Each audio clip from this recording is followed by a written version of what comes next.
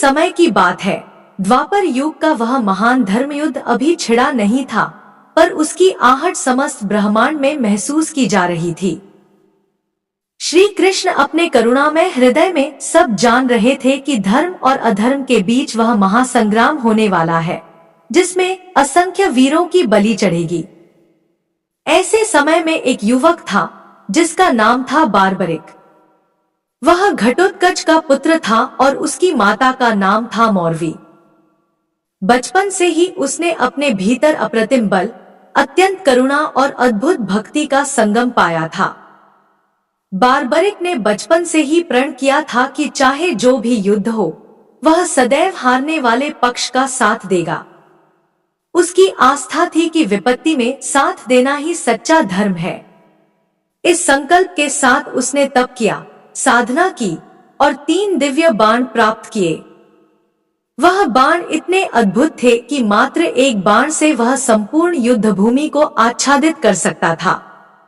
उसके धनुष पर वो बाण लगते ही विजय पक्ष भी परास्त हो सकता था। समय बीता और कुरुक्षेत्र की भूमि युद्ध का आह्वान कर रही थी। बार्बरिक ने अपने हृदय में जलती करुणा के दीपक के साथ युद्ध में भाग लेने का निश्चय किया, क्योंकि वह जानता था कि हारने वालों का पक्ष भी अनसुना नहीं रह सकता। तब श्री कृष्ण ने उसकी परीक्षा लेने का विचार किया। वह एक साधु वेश में बार्बरिक के मार्ग में आए। उन्होंने पूछा, वत्स, तुम इतने शौर्य के साथ कहाँ जा रहे हो? बार्बरिक ने विनम्रता से उत्तर दिया, स्वामी, मैं कुरुक्षेत्र जा रहा हूँ, जहाँ बड़ा युद्ध होने वाला है। मैंने संकल्प लिया है कि हारने वाले का साथ दूंगा। श्री कृष्ण मुस्कुराए, परंतु उनके हृदय में एक गंभीर चिंता जाग उठी। यदि बार्बरिक हारने वाले का साथ देगा, तो जिस पक्ष से वह जुड़ेगा, वह विजयी होने लगेगा और फिर वह विपरीत पक्ष में चला जाएगा। इस प्रकार पूरा युद्ध एक अंतहीन चक्र बन जाएगा, जहां कोई निर्णायक परिणाम नहीं आएगा। श्री कृष्ण ने बार्बरिक से उसके शौर्य की परीक्षा की इच्छा जताई। उन्होंने पूछा, तुम्हारे 3 बाण क्या कर सकते हैं?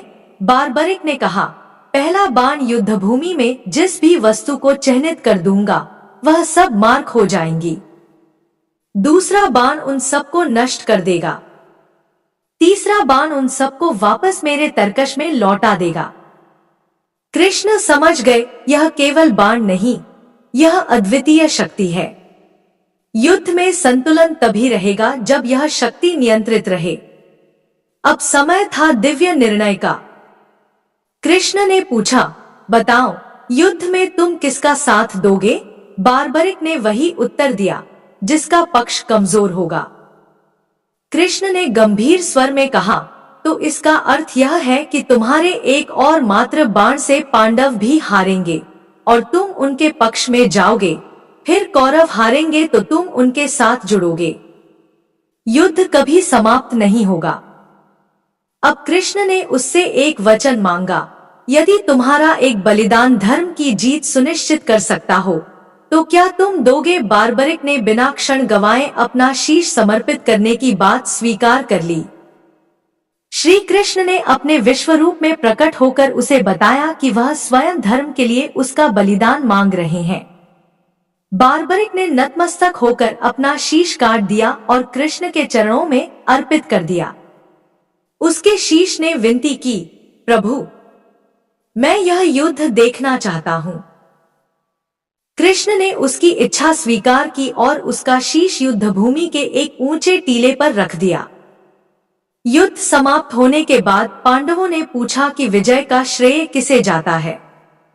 श्री कृष्ण ने उत्तर दिया, इसका उत्तर वह देगा जिसने संपूर्ण युद्ध देखा। सब बार्बरिक के शीश के पास पहुंचे। शीश ने कहा, इस युद्ध में मैंने देखा कि पांडवों के हर प्रहार में कोई और शक्ति थी। युद्ध के प्रत्येक चरण में सुदर्शन चक्र और श्याम स्वरूप ही विजय कर रहे थे। विजय का श्रेय केवल श्री कृष्ण को है। कृष्ण प्रसन्न हुए और वरदान दिया, कलयुग में तुम मेरे नाम श्याम से पूजे जाओगे। तुम्हारा धाम खाटू में बनेगा और जो भी सच्चे मन से तुम्हें पुकारेगा उसका कष्ट दूर करोगे। और इसी प्रकार बारबरिक बने खाटू श्याम, शीश का दानी, कृपा निधान, करुणा निधान।